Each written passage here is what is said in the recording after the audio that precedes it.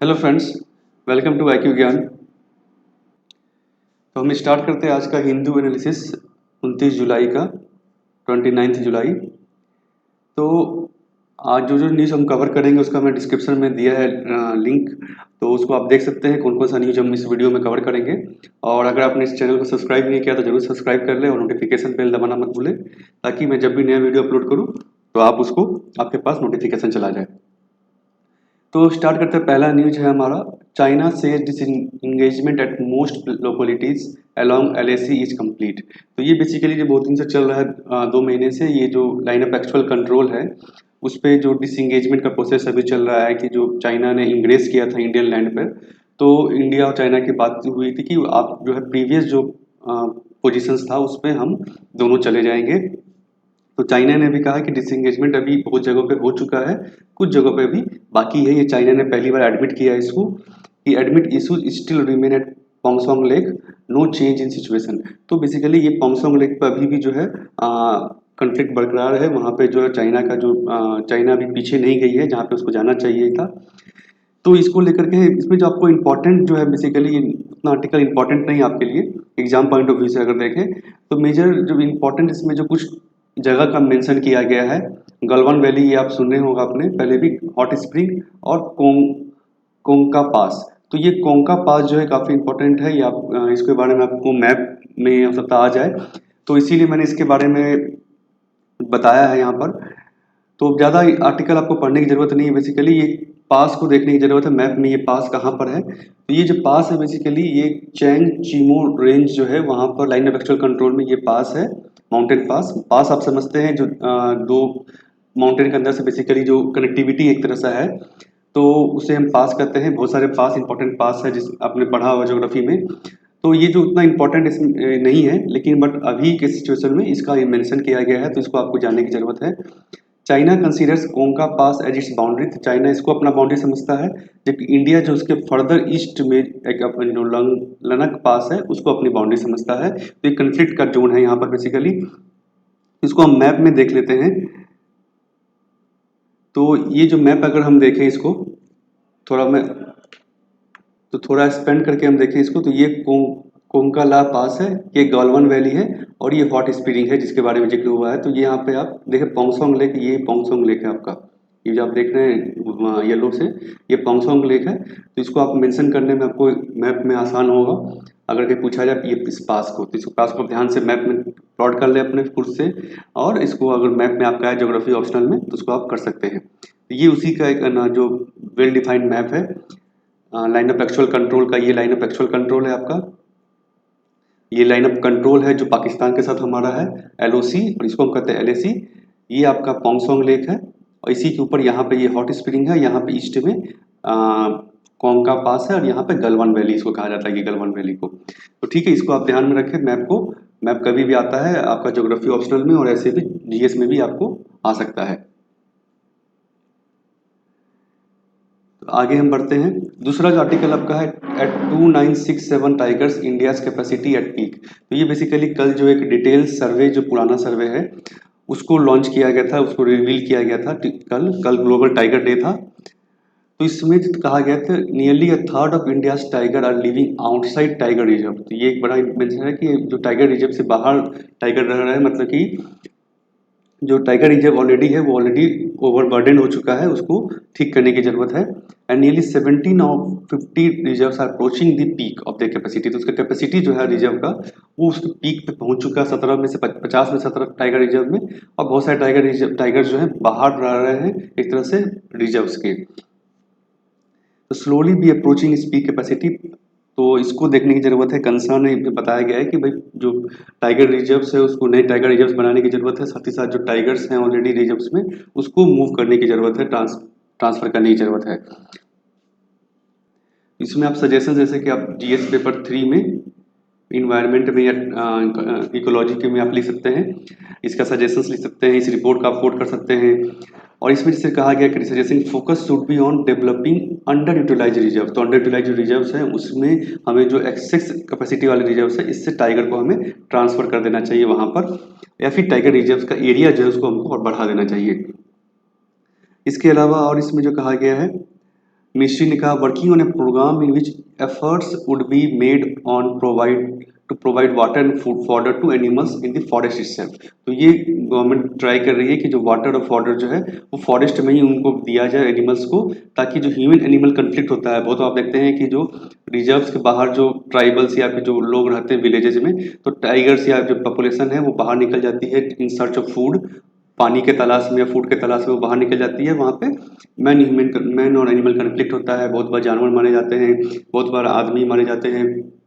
तो इससे बचने के लिए एक तो फेंसिंग जरूरी है, लेकिन यहाँ पे कि वो टाइगर रिजर्व है, नेचुरल फॉरेस्ट है, तो यहाँ पे गवर्नमेंट ट्राई कर रही है कि जो वाटर और फॉडर है वो फॉरेस्ट में ही इनको दिया जाए, ताकि ये बाहर नहीं जाए फॉरेस्ट एरिया से क्रॉस करके।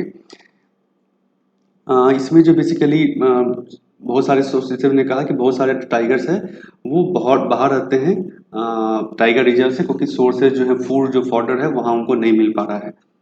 तो बेसिकली यही इसमें इंपॉर्टेंट है कि आपको आंसर्स के लिए, आपको एग्जाम के लिए, कि भाई टाइगर रिजर्व्स को कैसे हम जो रिजर्व्स है या ह्यूमन कंट्रीज को कैसे हम रोक सकते हैं, तो ये सजेशन आप इसमें दे सकते हैं। तो टाइगर प्रोटेक्शन अगर है इंडिया में तो उसका चैलेंजेस क्या क्या है, उसमें क्या क्या कंसर्न है, वो एक बताया मैंने इसमें। India has one of the lowest per capita forest reserve. तो फॉरेस्ट रिजर्व बढ़ाने की जरूरत है पहली बात तो हमें। डिप्लीशन ऑफ फॉरेस्ट जो हो रहा है एग्रीकल्चर के लिए या बाकी अर्बनाइजेशन के लिए, हैबिटेशन के लिए, उसको रोकने की जरूरत है। रिड्यूस्ड फूड बेस, जैसे हमने देखा कि फूड बेस जो है, प्रे जो है वहाँ पे टाइगर के लिए वो कम हो जा रहा है। डेवलपमेंट प्रोजेक्ट बना रहे हैं तो फॉरेस्ट जो हम कम कर रहे हैं, उसके कारण जो बाकी एनिमल्स हैं जो जिस पे डिपेंडेंट है, फूड जो बेस है वो टाइगर के लिए कम हो रहा है। Habitable land for animals that make tigers food base are also reduced. तो ये एक कंसर्न है जिसको देखने की जरूरत है। पोचिंग, ये बहुत बड़ा कंसर्न है। पोचिंग जैसे हम कि जो जानवर को है नहीं, इलीगल मार्केट जो है आपका, वहाँ के लिए जानवर को मारा जा रहा है, हंटिंग जो होता है। उसके अलावा क्लाइमेट चेंज, तो क्लाइमेट चेंज का हम देखते हैं राइजिंग सी लेवल, जो जो समुद्र के किनारे जो टाइगर रिजर्व है, जैसे सुंदरबन हो गया आपका, तो क्लाइमेट चेंज के कारण क्या है, सी लेवल जो है उसके फॉरेस्ट के अंदर आ रहा है, जिसके कारण जो वो लैंड जो है वो कम होता जा रहा है सुंदर ये फॉरेस्ट के लिए, रिजर्व्स के लिए। उसमें से एक एग्जांपल यहाँ सुंदरबंस का दिया गया है, one of the last remaining habitat of Bengal tiger. तो ये धीरे धीरे ये भी जो है धीरे कम हो रहा है, सुंदरबन का जो एरिया है आपको, वो सी के कारण बहुत सारा एरिया पार्ट जो है वो समुद्र में मिलता जा रहा है, जिसके कारण जो एरिया टाइगर्स के लिए जो बाकी सुंदरबन का एरिया है वो कम होता जा रहा है। तो ये क्लाइमेट चेंज एक बहुत बड़ा इंपॉर्टेंट कारण है। सेवरल डिजीजेज देखते बहुत सारे जो जानवर हैं किसी के रिजर्व में, जैसे कि हमने लायन का देखा था, कैनाइन डिजीज और बाकी डिजीज जो है उसके कारण भी पॉपुलेशन जो बहुत कम होता जा रहा है। उसके अलावा आपका मैन एनिमल कॉन्फ्लिक्ट्स की हमने बात की कि बहुत सारे जो टाइगर जो है फॉरेस्ट रेंज से बाहर निकल के और जो हैबिटेशन है वहाँ पे जा रहे हैं, जिसके कारण जो मैन एनिमल कॉन्फ्लिक्ट हो रहा है। तो ये सारा कारण आप लिख सकते हैं अपना आंसर राइटिंग में, जीएस पेपर 3 में या किसी में भी। किसी भी आपका किसी भी पॉपुलेशन के लिए किसी भी एनिमल कंजर्वेशन का बात आए तो उस सब में आप इन चीज़ों को ऑप्शंस को ये इन पॉइंट्स को आप लिख सकते हैं कि क्या क्या हमें करने की जरूरत है, क्या क्या चैलेंजेज है, ये चैलेंजेज है और इसको रोकने के लिए क्या करने की जरूरत है वो आप लिख सकते हैं। नेक्स्ट जो इसमें बात आई है ग्लोबल टाइगर डे की। ग्लोबल टाइगर डे जो बेसिकली इंटरनेशनल टाइगर डे है, ये 29 जुलाई को हर साल मनाया जाता है। ये जो है पहली बार 2010 में मनाया गया था सेंट पीटर्सबर्ग टाइगर समिट में, जो रसिया में हुआ था। इसमें क्या था कि टाइगर रेंज कंट्रीज जो है जहाँ जहाँ टाइगर पाया जाता है, बेसिकली 13 कंट्रीज हैं ऐसे, तो इनकी एक मीटिंग हुई थी, ये लोग साथ में आए थे और इन्होंने कमिटमेंट किया था कि भाई जो टाइगर का नंबर है अभी, उस समय जो नंबर था 2010 में, उसको हम डबल कर देंगे 2022 तक। ये इन्होंने लक्ष्य रखा था, जिसपे इंडिया भी इसमें एक पार्टी है। तो इस दिन ये जो मीटिंग था, इस बार पहली बार टाइगर डे मनाया गया। उसके अलावा एक टाइगर रिकवरी प्लान है, इसमें है कि how each country can contribute to ambitious goal. कौन सा गोल? डबल करने वाला, TX2 भी कहा जाता है इसको।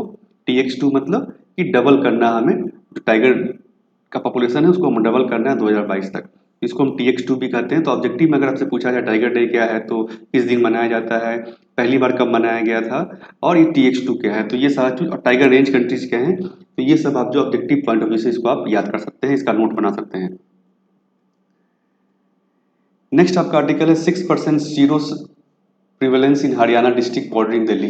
तो ये हरियाणा में जो दिल्ली के बॉर्डर डिस्ट्रिक्ट है, गुरुग्राम, फरीदाबाद और सोनीपत, यहाँ पे सीरो सर्वे कराया गया था। सीरो सर्वे हम डिफाइन करेंगे आगे क्या है सीरो सर्वे, पहले भी हमने इसको देखा है, दिल्ली में हुआ था, बहुत स्टेट्स में हो रहा sero survey, all India sero survey भी हुआ है। तो इसमें जो देखा गया कि 6% लोग जो है ऑलरेडी उनको कोविड हो चुका था, उनके अंदर में एंटीबॉडी पाया गया है, आईजीजी एंटीबॉडी। लेकिन इसमें अभी जो सैंपल साइज है बहुत ही कम था। बेसिकली इसमें बहुत ही कम 361 लोगों को ही टेस्ट किया गया बेसिकली, तो बहुत ही सैंपल साइज कम था। तो एग्जैक्टली उस पे रिजल्ट को है ना, एक है ना उस पे कंक्लूजन पहुंचना बहुत मुश्किल है। तो इसको और भी बड़ा किया जाएगा बाद में, आगे और भी लोगों को सैंपल साइज में रखा जाएगा। तो आपको जो जानने की जरूरत है यहाँ पे, sero survey helps understand the proportion of population expose to covid infection. तो ये बेसिकली एम है इस सर्वे का। जो एम है सर्वे मतलब वैसे हम सर्वे करते हैं, आपका ओपिनियन पोल होता है, एग्जिट पोल होता है, बाकी सर्वेज होता है, ऑनलाइन सर्वे होता है, उसी तरह ये भी सर्वे है। लेकिन ये सीरो सर्वे क्या है, बेसिकली आप इसमें ये पर्सन का ब्लड सैंपल लेते हैं, तो उससे आप डिटेक्ट करते हैं कि भाई उसमें एंटीबॉडीज है कि नहीं, एक स्पेसिफिक कोरोना की एंटीबॉडीज। तो ये इसको मैंने डिफाइन किया यहाँ पर। बेसिकली है क्या, sero survey involve testing of blood serum. तो लोग जो है सैंपल लिया जाता है पहले तो, कि भाई सैंपल भी क्या है कि हम डिफाइन करते हैं कि ऐसे पॉपुलेशन को हम लेंगे, जैसे कि वनरेबल पॉपुलेशन हो गया। वनरेबल पॉपुलेशन कैसा हो गया, मतलब कि ड्राइवर जो हैं, वेंडर जो जो बाहर ज़्यादा जा रहे हैं, गवर्नमेंट एम्प्लॉय हो गए, पुलिस पर्सनल, हेल्थ वर्कर्स, तो ये जो ज़्यादा एक्सपोज्ड हैं कोविड को लेकर के, तो इनको ये वनरेबल कैटेगरी में भी कुछ सैंपल लिया गया। और उसके बाद जो कंटेनमेंट जोन है, जो इन्फेक्टेड एरिया ज़्यादा है, उस जगह से ज़्यादा जो है सैंपल लिया जाता है इस सर्वे में देखने के लिए बेसिकली। तो सैंपल ऐसा नहीं है कि नॉर्मल जनरल सैंपल लिया जाता है, बल्कि स्पेसिफिक कैटेगरी में ज़्यादा सैंपल लिया जाता है, ताकि देखने के लिए कि वहाँ पे लोग कितने इन्फेक्टेड हैं। तो ये सैंपल्स लोग जो है, इनमें से लोग जो है, इनका ब्लड टेस्ट किया जाता है, ब्लड लिया जाता है, ब्लड सीरम को, उसको टेस्ट किया जाता है कि उनमें एंटीबॉडीज है कि नहीं। एंटीबॉडीज क्या है, बेसिकली जब आपको कोई रोग होता है, जब से आपके अंदर में जो इंजाइम से वो लड़ते हैं, तो उसके अंदर एक एंटीबॉडी फॉर्म होता है आपके बाद फिर जब वो, तो उस एंटीबॉडी का को ही टेस्ट किया जाता है इस ब्लड टेस्ट में से, कि भाई क्या आपको कभी कोविड हुआ था, फिर आप ठीक हो गए अपने आप, तो आपके अंदर एक एंटीबॉडी बनी हुई होगी, जिसको कि ये ब्लड सैंपल में पकड़ा जाता है। इससे पता चलता है कि ऑलरेडी जो है लोग इन्फेक्ट होकर ठीक भी हो चुके हैं। ये जो आईसीएमआर और national centre for disease control कर रहा है इंडिया में, इसमें जो क्या है, सीरम जो है वो कलेक्ट किया जाता है फॉर आईजीजी एंटीबॉडीज। इस एंटीबॉडीज को हम टेस्ट करते हैं, ये एंटीबॉडी है कि नहीं है। और इसको टेस्ट कैसे किया जाता है, कोविड कवच एलिसा किट्स, ये किट है जो आईसीएमआर ने अप्रूव किया है, इस किट के थ्रू इसको टेस्ट किया जाता है। तो जैसे कि आरटीपीसीआर किट है, आपने सुना होगा बहुत सारा, एंटीजन किट है, उसी तरह ये भी एक किट है जिससे हम ब्लड सीरम को टेस्ट करते हैं एंटीबॉडीज के लिए। ये आप समझ में आ गया आपको। सिग्निफिकेंस समझना था, सिग्निफिकेंस क्या है, सेरो सर्वे क्यों किया जाता है।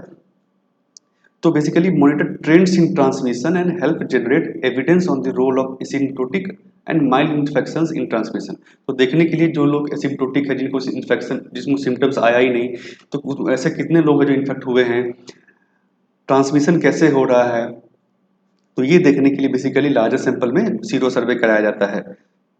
इसके अलावा चेक फॉर कम्युनिटी ट्रांसमिशन, कि ऐसा तो नहीं कम्युनिटी में स्प्रेड होना शुरू हो गया, कम्युनिटी ट्रांसमिशन, इसको देखने के लिए भी सीरो सर्वे कराया गया है बहुत जगह। And outcome will help designing implementing suitable corona virus containment measure. तो अगर मतलब गवर्नमेंट को लगता है कि नहीं, इस एरिया में बहुत सारे सैंपल्स जो है पॉजिटिव आए हैं, मान लीजिए सीरो सर्वे में, तो इस एरिया को, इस रीजन को कंटेनमेंट जोन गवर्नमेंट जो डिसाइड कर सकती है कि कंटेनमेंट जोन किया जाए इसको, या फिर किसी एरिया को। तो इसमें जो है गवर्नमेंट को हेल्प होता है कंटेनमेंट स्ट्रेटेजी बनाने में, और अगर कंटेन करना है, लॉकडाउन करना है, तो उस स्ट्रेटेजी को कराने में। तो ये सिग्निफिकेंस है सीरो सर्वे का, इंपॉर्टेंस है।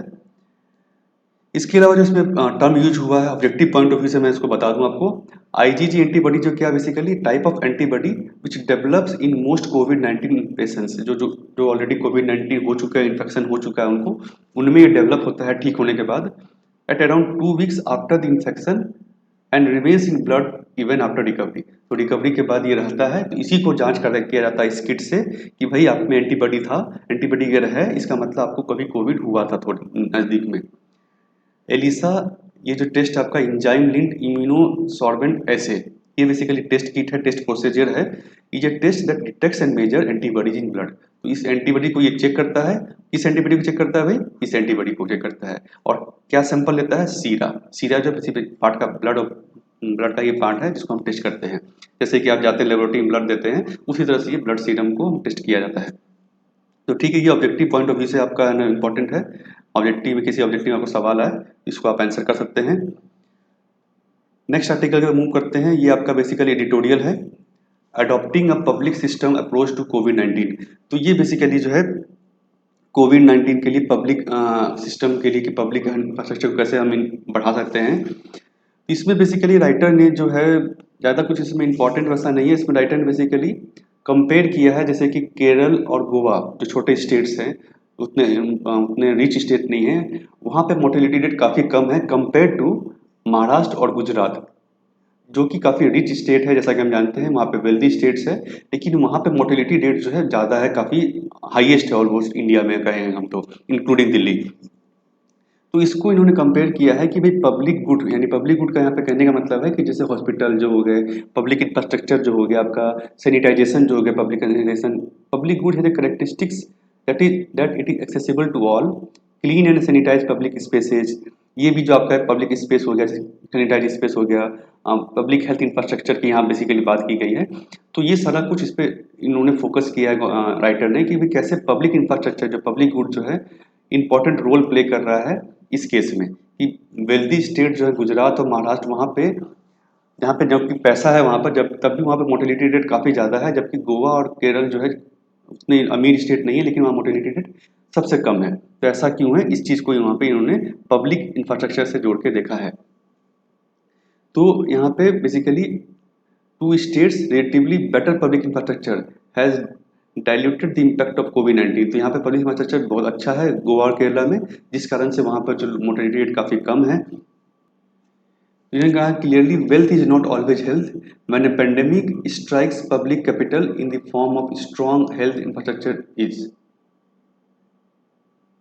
तो पब्लिक कैपिटल जो है यहाँ पे जरूरी है। वेल्थ हमेशा, वेल्थ का यहाँ मतलब जैसे गुजरात हमारा जो रिच स्टेट है, तो वहाँ वेल्थ है, लेकिन वहाँ पे उतना मोर्टेलिटी रेट हम कम नहीं कर पाए हैं। तो इसका कारण है बेसिकली पब्लिक हेल्थ इंफ्रास्ट्रक्चर, या पब्लिक इंफ्रास्ट्रक्चर आप कर सकते हैं इन जनरल। पहला तो इन्होंने बताया कि पब्लिक इंफ्रास्ट्रक्चर नहीं है, दूसरा जो है यूटिलाइजेशन। दो एस्पेक्ट्स है पब्लिक गुड का, एक तो है इंफ्रास्ट्रक्चर नहीं है यहाँ पे इस स्टेट्स में, दूसरा है यूटिलाइजेशन जो है वो सही नहीं है। How you use it may matter more than how much you have when it comes to any assets. तो कोई भी एसेट हो तो उसको अगर आप कैसे यूज करते हैं, मान लीजिए कम एसेट्स आपके पास, तो उसको अगर आप साइंटिफिकली उसको आप अच्छे से यूज करते हैं कि भाई हमें किस क्रिटिकल पेशेंट को देना है, हमें इस एरिया में ज़्यादा डॉक्टर को देना है, तो इसको अगर आप कैसे यूज करते हैं उस पर भी डिपेंड करता है कि आपका जो पब्लिक इंफ्रास्ट्रक्चर कितना सक्सेस है। तो यहाँ पे इन्होंने सजेशन दिया है, it takes into account both physical resources available, तो कितना अवेलेबल है और कितना आपने उसको यूज कैसे किया है। तो इस चीज़ों को देखने की जरूरत है स्टेट्स को, ताकि वो जो मोटिलिटी है उसको कम कर सके। It is also case of lack of accountability in public health sector. तो इस बेसिकली यहाँ पे यही है कि आपको जो दो एक्सपेक्ट आपको लिखना है, अगर पब्लिक हेल्थ को लेकर, पब्लिक इंफ्रास्ट्रक्चर को लेकर आपको आए पेपर 2 में, तो आप लिख सकते हैं कि दो एक्सपेक्ट्स होता है पब्लिक इंफ्रास्ट्रक्चर का, एक तो कितना है आपके पास, दूसरा आप उसको कैसे यूटिलाइज करते हैं। तो सही यूटिलाइजेशन भी जरूरी है। अगर आपके पास कम इंफ्रास्ट्रक्चर है तो उसको सही तरीके से आप कैसे यूज करें, टारगेट ग्रुप को आप उसको आप अवेलेबल करवाएं। तो ये सब चीज़ें आपको देखने की जरूरत है। आगे एडिटोरियल मूव करते हैं आप हम। अगला जो एडिटोरियल है वो है RIC a triangle that is still important. तो ये बेसिकली जो रिक ग्रुप है आपका, रसिया, इंडिया, चाइना, इसका अभी जो फॉरेन मिनिस्टर्स ग्रुप मीटिंग हुआ था 1 महीने पहले, तो इसको लेकर के उन्होंने बताया कि रिक जो है काफ़ी इंपॉर्टेंट है एक तरह से। इन्होंने बेसिकली ये जो है उतना इंपॉर्टेंट नहीं है, ये इसमें जैसा बताया स्टोरी वाइज कि कैसे रिक पहले शुरू में जो इंडिया का initial years of RIC dialogue जब स्टार्ट हुआ था, तो इंडिया का अपस्विंग था, रिलेशन जो था रसिया चाइना के साथ अच्छा रिलेशन था। वहाँ पे हमारा डिफेंस रिलेशन था रसिया के साथ, चाइना के साथ भी अच्छा एग्रीमेंट था। बट लेटर ऑन इन्होंने फिर स्टोरी कैसे बताई है, स्टोरी मेथड से, कि उसके बाद फिर इंडिया का ऑब्जेक्टिव था कि डाइवर्सिफाई करना मिलिट्री पोजीशंस। पहले हम रसिया पे ज़्यादा डिपेंडेंट थे, उसके बाद हम यूएस की तरफ मूव किए, हमने न्यूक्लियर डील किया, वहाँ पर डिफेंस एग्रीमेंट किया। इससे क्या हुआ कि भाई जो हमारा एक्सटर्नल रिलेशन है वो धीरे धीरे ट्रांसफॉर्म हुआ। इस कारण से चाइना जो है वो ना, हमारा जो एग्रीमेंट पुराना था उस पर पीछे चला गया। रसिया के साथ जो रिलेशन था वो भी हमारा धीरे धीरे चेंज हो गया। तो ये जो है बेसिकली इससे बताया गया कि रिक का जो अभी जो है कि एक ग्रुप है वो ऐसा नहीं रहा है। तीनों कंट्रीज का जो व्यू है, स्पेशली इंडिया और रसिया चाइना का, तो वो अलग अलग एक तरह से है व्यू इंटरनेशनल ऑर्डर को लेकर के। तो यहाँ पे से बताया इन्होंने कि it is important for India to save the Russia India China dynamics in the region to the extent possible. तो इसको हमें ठीक करने की जरूरत है इंडिया को, जैसे कि एग्जाम्पल देते ongoing India Iran Russia project for sea road rail link. ये जो प्रोजेक्ट चल रहा है वेस्टर्न इंडिया को, from western India through Iran to Afghanistan and Central Asia, ये काफ़ी इंपॉर्टेंट है। इससे काफ़ी इंडिया को हेल्प होगा सेंट्रल एशिया से एक्सेस करने में, रसिया और चाइना को भी।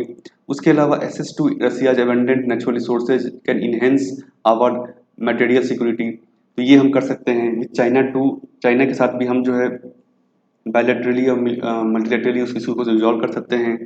इसके अलावा जो है इंडो पैसिफिक का एक इशू है। For India it is geographical space for economics and security importance.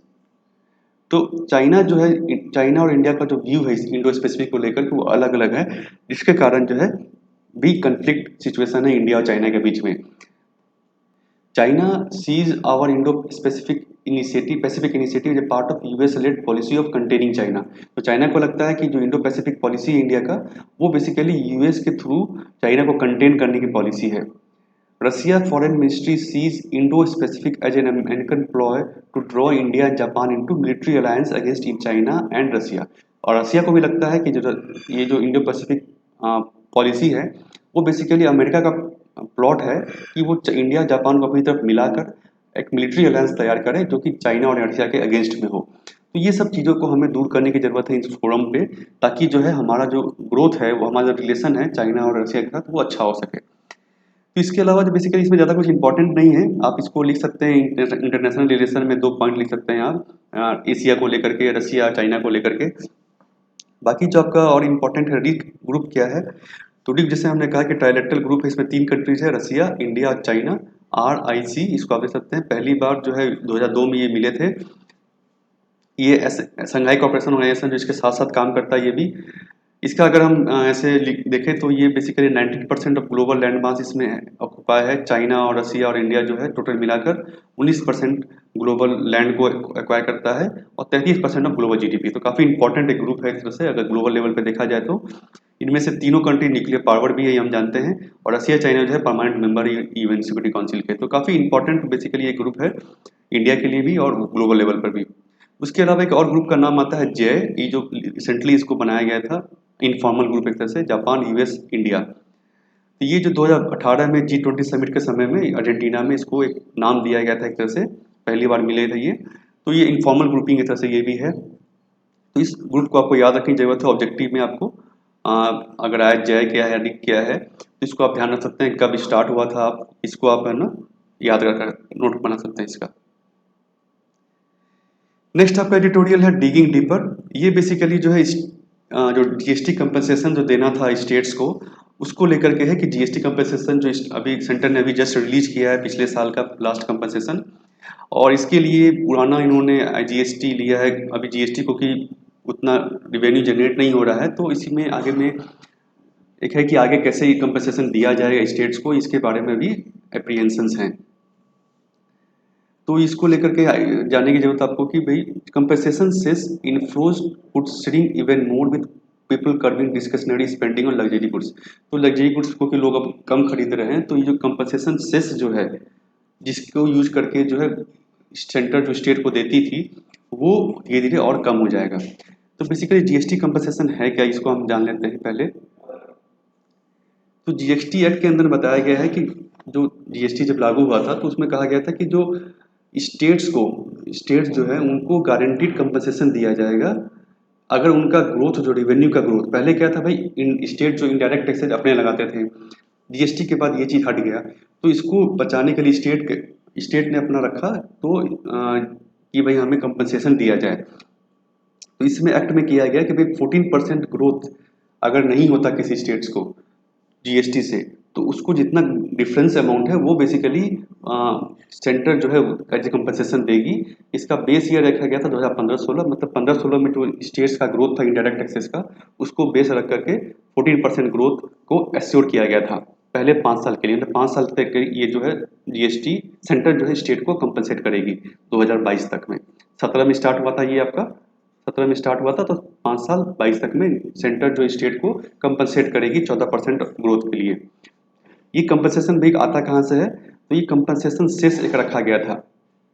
ये सेस जो है, ये सेस रखा गया था जो लग्जरी गुड्स हैं जिनमें 28% GST आता है, आप देखना जीएसटी का स्लैब है 5%, 0% से लेकर 28% तक।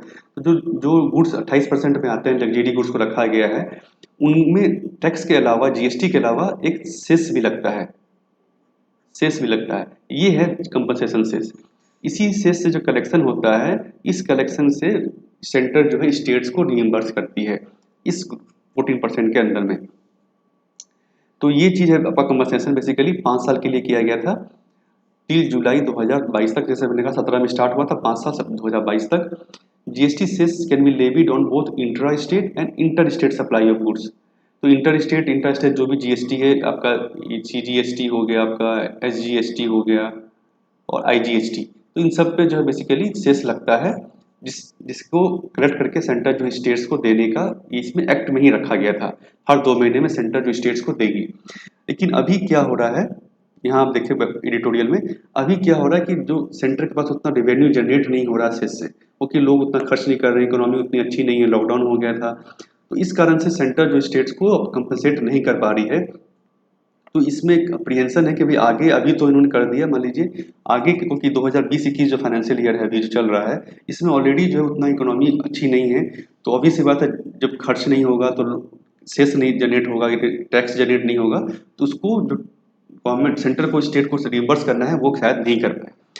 तो इसी के बारे में बताया गया। तो आपको जो जानने की जरूरत है कि बेसिकली ये जीएसटी कंपनसेशन स्कीम है क्या। 14% का ग्रोथ रख करके दिया गया था, 15-16 बेस ईयर था। ये किस पे लगता है भाई, लग्जरी गुड्स पे लगता है, सिन गुड्स पे कितना लगता है वो आप देख सकते हैं उसमें। उसके बाद ये कम क्यों हो रहा है, इसको आप देख सकते हैं कि भाई लोग स्पेंडिंग कम हो रहा है लोगों का, और इकोनॉमी जो उतनी अच्छी नहीं है। ठीक है, आगे हम एडिटोरियल बढ़ते हैं। आगे आर्टिकल आपका जो है ये है editorial, meeting China's intrinsic with air power. तो बेसिकली इसमें कुछ खास इंपॉर्टेंट नहीं, इसको आप अवॉइड कर सकते हैं। ये जो अभी राफेल जेट आ रहा है उसको लेकर के बताया गया कि एयर पावर काफ़ी इंपॉर्टेंट है हमारे लिए, इंडिया के लिए भी एयर पावर को हमें और बढ़ाना चाहिए, ताकि कभी और ऑप्शन होता है कि वॉर होता है हमारा चाइना के साथ, उस केस में भी, और वॉर नहीं होता उस केस में भी, हमें अपने एयर पावर को बढ़ाने की जरूरत है। इसमें कुछ खास इंपॉर्टेंट है, इसको आप अवॉइड कर सकते हैं इस आर्टिकल को। नेक्स्ट आपका है south Asian migrant crisis.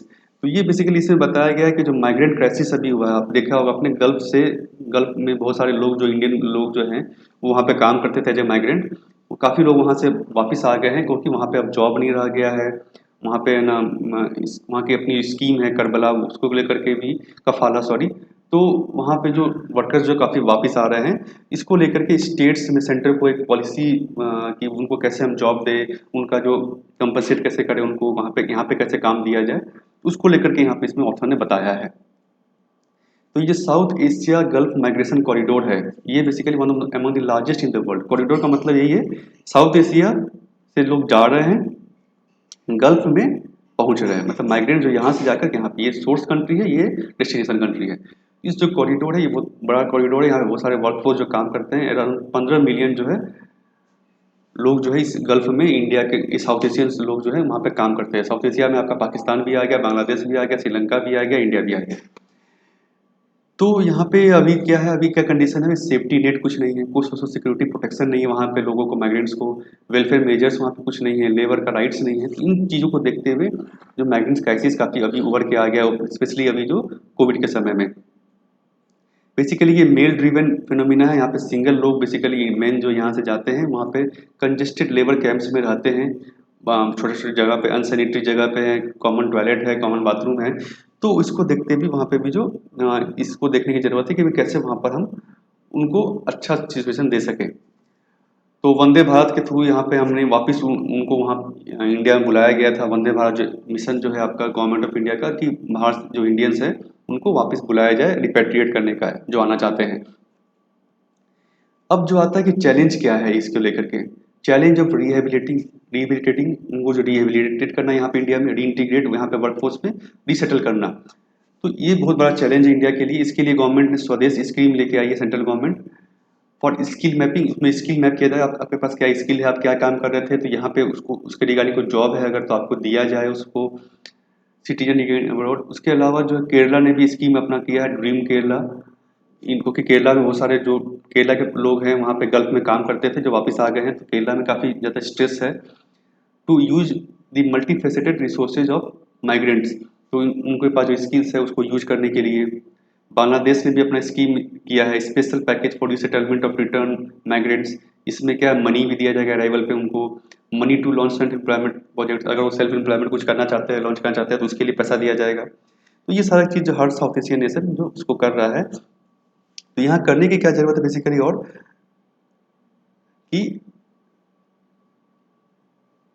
Need of the hour is comprehensive migration management system की जरूरत है for countries that send workers as well as those which receive them. तो दोनों को, इंडिया को भी और गल्फ में, साउथ एशिया को भी, गल्फ को भी एक कम्प्रीहेंसिव माइग्रेंट मैनेजमेंट सिस्टम की जरूरत है, ताकि इन लोगों को सिक्योरिटी मिल सके, जॉब सिक्योरिटी, वेलफेयर मेजर मिल सके, और इन चीज इनको इस चीज़ों माइग्रेंट क्राइसिस को जो है आगे से इसको अवॉइड किया जा सके। तो ये बेसिकली आप इसमें लिख सकते हैं कि माइग्रेंट क्राइसिस कोई सजेशन आप लिख सकते हैं, और गल्फ कॉरिडोर जो है इसको बारे में आप मेंशन कर सकते हैं। नेक्स्ट आपका है protecting artist and the art. ये बेसिकली जो है आर्टिस्ट, क्रिएटिव इकोनॉमी कर सकते हैं हम, फाइन आर्ट, जो आर्टिस्ट आर्ट एंड क्राफ्ट का ग्रुप है, उसमें जो स्लो डाउन आया है, उसमें जो लोग अभी एम्प्लॉयमेंट नहीं है, उसको लेकर के यहाँ पे राइटर ने बताया है कि क्या क्या करने की जरूरत है। स्टेट का सपोर्ट जब बहुत ही कम है इसमें, इस सेक्टर में, क्रिएटिव इकोनॉमी में, फाइन आर्ट्स को लेकर के स्टेट का कोई सपोर्ट नहीं है, इंफ्रास्ट्रक्चर नहीं है कि भाई ऑडिटोरियम हो कहीं पे उसको अपना वो आर्ट दिखा सके, प्राइवेट सेक्टर भी उतना सपोर्ट नहीं करता है। तो ये बेसिकली उन कंसर्न है उस सेक्टर का, चैलेंजेस जो है। उसके अलावा बहुत सारे जो आर्टिस्ट हैं, जो आर्टिजन्स हैं, वो इनफॉर्मल इकोनॉमी में आते हैं, जो आप देखते हैं बेसिकली बहुत सारे लोग जो एग्रीकल्चर पर डिपेंडेंट होते हैं, कि उनका इनकम जो आर्ट कल्चर से इनकम उनको नहीं मिल पाता उतना, इसलिए वो एग्रीकल्चर पर डिपेंडेंट है, एग्रीकल्चर की स्थिति ऑलरेडी ख़राब है। तो ये एक कंसर्न है वहाँ पर। इसको लेकर के फिक्की ने, जो एक इंडस्ट्रियल ग्रुप है, इसने कुछ रिकमेंडेशन दिया मिनिस्ट्री ऑफ कल्चर को कि भाई आप ये कर सकते हैं इस ग्रुप, कल्चर इकोनॉमी को, क्रिएटिव इकोनॉमी को ठीक करने के लिए। इसमें क्या क्या है, ग्रांट्स जो है देना था आपको, उसको आप रिलीज कर दें। बजट जो आपने स्टेट को दिया है इसको कल्चर को लेकर के, उसको आप जो है स्पॉन्सर फेस्टिवल स्पॉन्सर किया जाए, कल्चर फेस्टिवल, ताकि इन लोगों को, आर्टिजन्स को, जो लोग हैं आर्टिजन आर्ट आर्टिस्ट है जो, उनको जो है काम मिल सके, वो अपना परफॉर्मेंस दिखा सके। इंश्योरिंग हेल्थ कवरेज दिया जाए उनको आयुष्मान भारत के अंदर में। जीएसटी पेमेंट जो है उसको, उस पर रोक लगाए, उस पर है ना मोरिटोरियम दिया जाए, and investing in digital infrastructure. तो ये सारा सजेशन जो आप भी लिख सकते हैं आंसर में, कि भाई क्या क्या जो हमें क्रिएटिव इकोनॉमी को लेकर के, या किसी भी सेक्टर, एमएसएमई स्पेशली, एमएसएमई अगर है, एमएसएमई या स्मॉल सेक्टर जो है, उसको उभारने के लिए क्या क्या करना चाहिए, उस सब में आप इस चीज़ों को, इन पॉइंट्स को आप लिख सकते हैं। ये कॉमन पॉइंट्स एक तरह से। There is real opportunity to create a cultural economy that helps millions of performers move away from agriculture. तो इसका एक और एडवांटेज क्या होगा भाई, अगर कल्चर इकोनॉमी को हम अच्छा कर सके, तो जो आर्टिस्ट आर्टिजन जो हैं, जो डिपेंडेंट है एग्रीकल्चर पे, वो अपना एग्रीकल्चर से मूव कर जाएंगे अपने कल्चर इकोनॉमी में, क्रिएटिव इकोनॉमी में, दूसरा ऑक्यूपेशन करेंगे, जिससे क्या होगा भाई, एग्रीकल्चर पे जो बर्डन है, जो लोड है, वो कम हो जाएगा। तो ये सब सजेशन आप लिख सकते हैं।